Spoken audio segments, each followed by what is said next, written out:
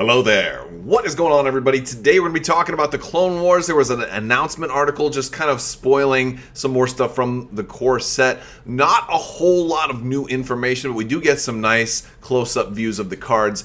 Most of this stuff was already spoiled in the live stream, but it was blurry because it was over a live stream, so we're going to get some high-res images of those cards, which is great for especially everybody out there making, build creators and all of that sort of thing. It's great to have those high-res images. Also, we do, I think, have at least one new gunner that has been spoiled for the Bark Speeder, so that's kind of cool as well. Before I jump too far into this, let me also remind you the winner for the giveaway for the $25 Amazon gift card, that's going to be announced this Thursday, so make sure you check out all of Thursday's videos, or all of the videos as well.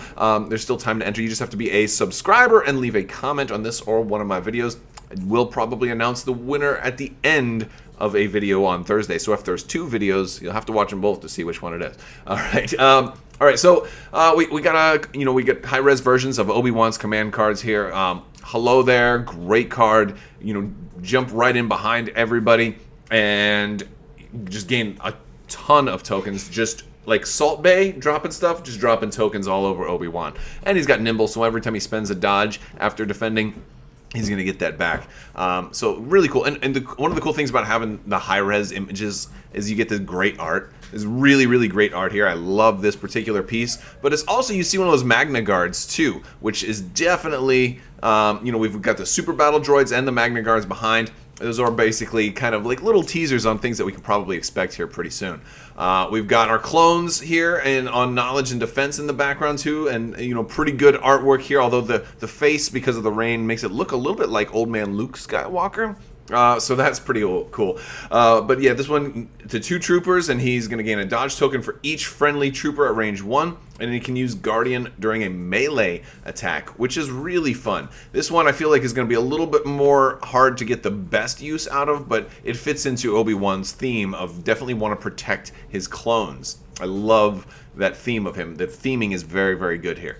And then we've got General Kenobi. To match up to all of my hello there's. And it's kind of cool that you've got like hello there and General Kenobi. And I had long said it makes more sense for Grievous to potentially be saying this, but then again, if this was a Grievous command card called General Kenobi, it wouldn't really make sense, because what happens if you're playing against somebody other than Obi Wan Kenobi at one point? So, but yes, it's him and 2 units. When he issues an order to a unit, that unit gains a surge token for each other friendly unit at range 1 of it. The important thing here is this is one of those ways you're going to gain surge tokens. And again, surge tokens, there's no natural way just to take surge tokens. They're primarily going to come from command cards and also from a few other cards, which we'll look at here in a minute. But also, this is only when Obi Wan Kenobi issues an order to a unit. So if you got like HQ uplink on somebody, it's not going to trigger that.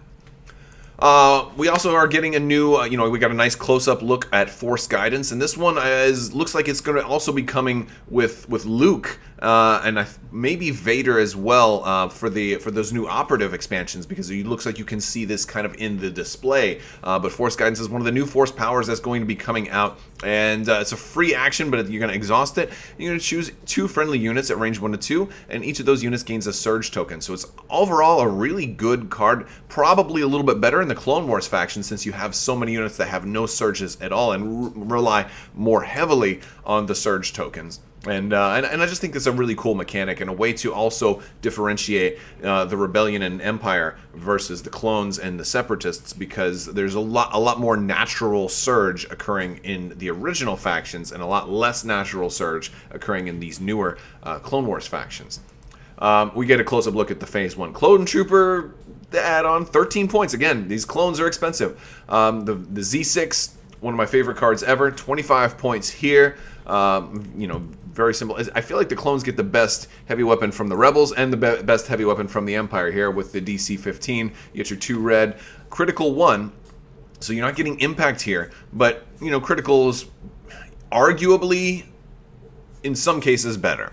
Not overall, not all the time better, but definitely in some cases, because that critical 1 is good against vehicles potentially, but it's also good against units in heavy cover, and then you're trying to, oh goodness, now you have basically 2 chances, especially if you're splitting fire and you want this to try to get somebody hiding behind a barricade. You can kind of get that. I kind of like that, the critical 1 the new numerical critical thing is just a cool, kind of a cool way to get you some surge, but not full-blown surge. And Lando came over here to say hi.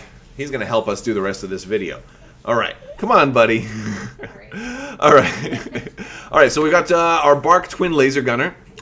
This is fixed front, and the Bark speeder just looks cool. And a cool thing, if you haven't already seen the live stream, I know it's on FFG's site, but the thing is going to actually spin around. You can have it go front and rear, and this one is fixed front or rear. So that is very cool. And it's 4 dice for 18 points, which is not half bad. I think you're definitely going to want a gunner on just about every Bark speeder you've got. This also is going to reduce your maximum speed so that your compulsory will not carry you quite as far. And it's just kind of cool. You're slowing down the speeder. It's just like there's so much thematic stuff going on with this. But it's, yeah, 4 dice, not bad. We've got the Bark Ion gunner.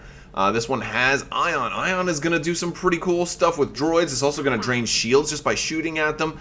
Like, really cool stuff with Ion. And all that stuff is in the rules reference guide. Impact 1 is on here, which is always nice, especially when you've got Ion, because if you hit, then you're going to Ion. That's good for vehicles.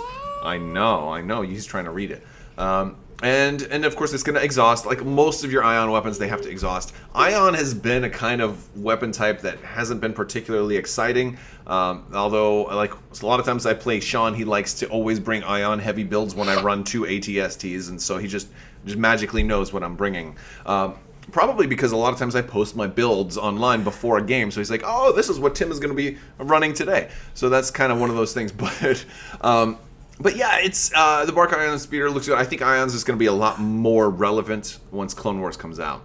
And then we got the Bark RPS 6 gunner. Kind of cool. Like I like the background in this art too, because it looks like you almost have a motion blur effect. So it looks very, very cool. And this is 2 to 4. This one's not fixed front, by the way. This one can go anywhere. As a matter of fact, the Ion gunner was fixed front and rear also. So this bazooka dude can go any direction, and that's probably what makes him one of the best. He's got impact 2, and he costs 24 points. So very expensive, but looks cool. And that's about it. We didn't really get a whole lot of new information in today's preview, but we did learn that they're still on track for Q3. They are, I believe, not going to make it to Gen Con as an early release. We'll have to see. They haven't said definitively one way or another, but I'm still guessing that they are not. I have one pre-ordered through FFG, and I have not gotten, your pre-order is getting ready to ship, because if they were going to release this on August 2nd, the Super Star Destroyer for Armada is, and some of the other stuff, I probably would have gotten a shipping notice or at least a pre-shipping notice already. So my guess, based on the lack of notice, is that these are probably going to come after August, which is going to save all of our wallets some money, especially if you play more than one game, because there's a lot of stuff for Armada with the Super Star Destroyer costing $200 retail. It's going to make it a little bit difficult to buy too many expensive things all at once. And also, you need really, really big suitcases. So, Clone Wars coming out very, very soon. I would say we'll probably start getting, it to show up within a month. I'd say by the end of August, if not early September. It's going to be very, very cool. Very excited to see the Clone Wars finally hit our tabletops. Let me know what you guys think in the comments section below. What are you most looking forward to out of the final 2 quarters of this year when it comes to Star Wars Legion? All right, guys, that's all I've got for you today. I want to thank you all so much for watching. I want to thank my patrons on Patreon. You guys definitely help make this possible. And I will talk to you guys next time. And as always, have a great day.